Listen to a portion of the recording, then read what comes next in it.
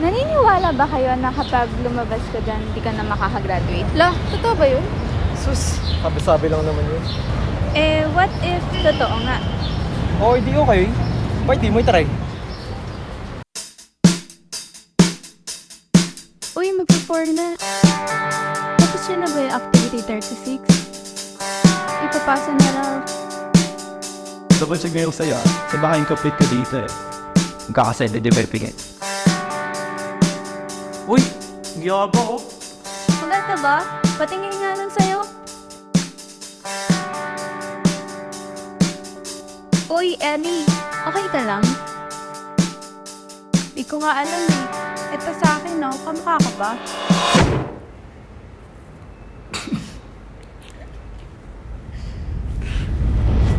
Yan ako, si Ellie. Hirap na sa course na to. Simula pa lang ng first year, discrete structures. Nako, sabit agad. Kahit ganon, masaya pa rin ako kasi kasama ko tong dalawang to, si Andre at Sam. Nakilala ko kasi sila sa mga breakout sessions ni Sir Cabero. Sila yung nagtutulak sa akin para makatapos. Kung iisipin mo, last year na rin naman eh.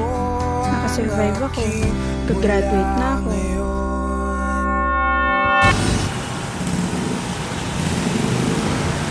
Uy, 2 weeks na lang, gagraduate na tayo ah. 2 weeks na lang? Ang bilis. Parang kailan lang andun pa tayo sa breakout session ni Sir Cabero. Tapos wala pang nagsasalita. Ayaw niyo kasi magsalita eh. Pero alam niyo yung pinakamamimiss ko? Yung calculus at computer architecture ni Ma'am Alberto. Favorite natin yun eh. Anong favorite? Favorite ibagsak.